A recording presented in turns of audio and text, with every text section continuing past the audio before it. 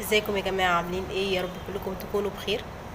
أم، عايزة اتكلم معاكم عن الريليشن شيبس، العلاقات. عايزة اتكلم على بعض الحالات اللي منتشرة في المجتمع، بالذات في الآونة الأخيرة، يعني الفترة الأخيرة. أم، بتلاقي مثلا واحد خاطب ويدخل يكلم بنت سنجل مثلا. اوكي. او أم، واحد متجوز وبرضه يروح يكلم بنت سنجل، فاللي هو في ايه يا جماعة؟ بجد، يعني المعايير بتاعتنا تحس ان هي اتدشملت مرة واحدة. البنت التمام الجدعة هترفض ده قطعا.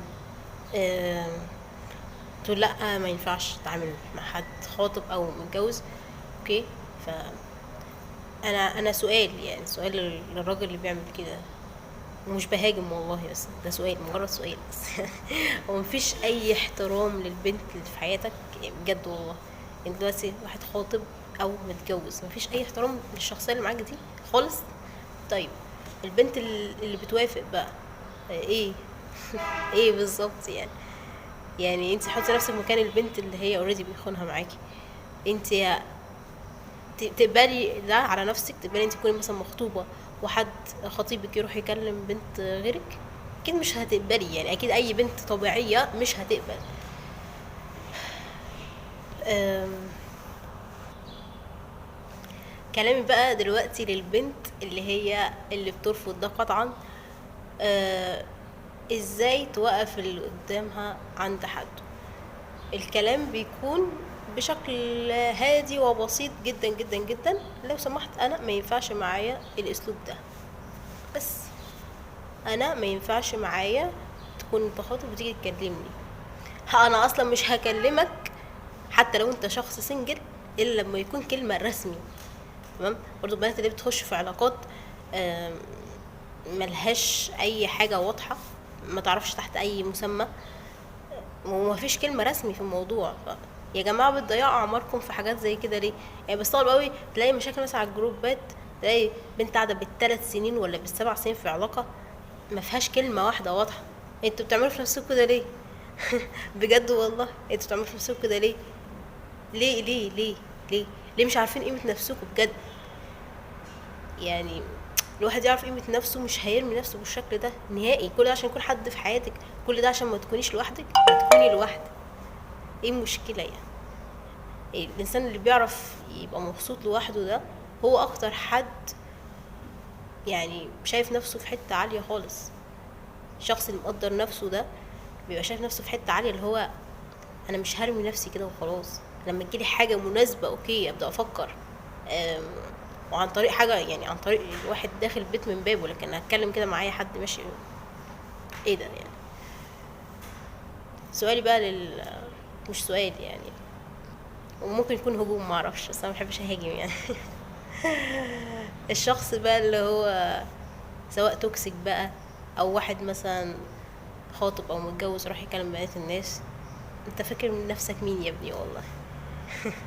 بجد فاكر نفسك مين يعني؟ يعني مش بكسر فيك والله، بس يعني ليه فاكر ان البنات كلها هتموت عليك؟ اللي هيموتوا عليك بيبقوا شبهك، سوري يعني. يعني بيكون واحد مع بلا مبادئ. اللي هيدخل في علاقة بالشكل ده يبقى شخص بلا مبادئ. اوكي.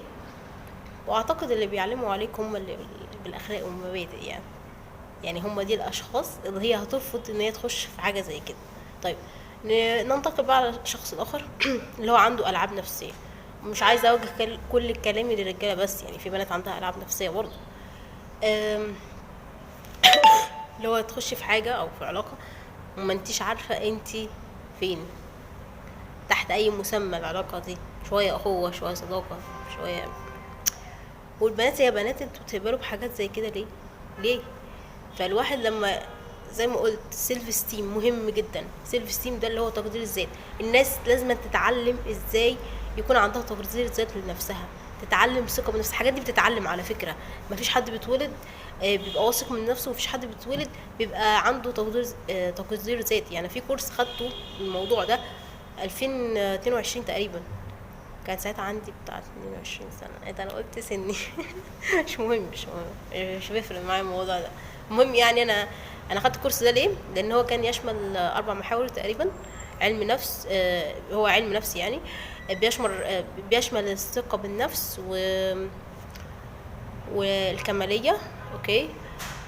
وجلد الذات، انا كنت واخدها عشان حتة جلد الذات والكمالية عشان اظبطهم عندي، لان اانا كنت عاملة الكتاب وعملت بتاع 3 أغلفة بسبب حب الكمالية، اللي انا عايزة اطلع احسن حاجة عندي. وجلد الذات، لان انا كان في حاجات ما طلعتش بالشكل اللي انا عايزاه، يعني الفينش بتاعه. فبرضه كان في جلد ذات رهيب، ما ارتحتش غير لما عملت طبعة تانية. بس ده كورس تتعلموا ازاي تقدروا ذاتكم، تحترموا ذاتكم. مش هتخشوا في اي حاجة ملهاش لازمة، هتقدروا نفسكم صح، تبعدوا عن اي علاقة سامة، اي علاقة توكسيك. ما تضيعوش نفسكم، ما تخشوش في ما تتخطبيش لاي واحد وخلاص معدي كده على باب بيتكم لمجرد ان انت خايفة من السن يعدي، خايفة انك تبقي وحيدة وتبقي وحيدة. ايه المشكلة يعني؟ ايه المشكلة الواحد يقعد لوحده ولا انه يجيب لنفسه بمصيبة حرفيا يعني؟ ليه اخش مثلا في جوازة باينة من البداية ان هي فاشلة عشان يتقال عليا عشان ما يتقالش عليا الكلام اللي بيتقال، الالقاب اللي المجتمع قالها؟ ما يقولوا ايه المشكلة؟ اروح قبل نفسي بحاجة يعني هتخليني عايشة تعيسة عشان كلام الناس؟ ما يتكلموا من هنا للصبح. فيا جماعة بجد، ويا بنات يا بنات يا بنات، قدروا نفسكم، اعرفوا قيمة نفسكم، مش هتبدوا نفسكم بالبلاوي دي بجد. اتمنى الفيديو يكون مفيد، مش طولت عليكم، ويا رب توصلوا للي تتمنوه، ويرزقكم بأزواج صالحين وزوجات صالحين وصالحات. مش عايزة حد يزعل مني سواء رجالة أو ستات، بس يعني كان كلام من القلب. يلا، السلام عليكم.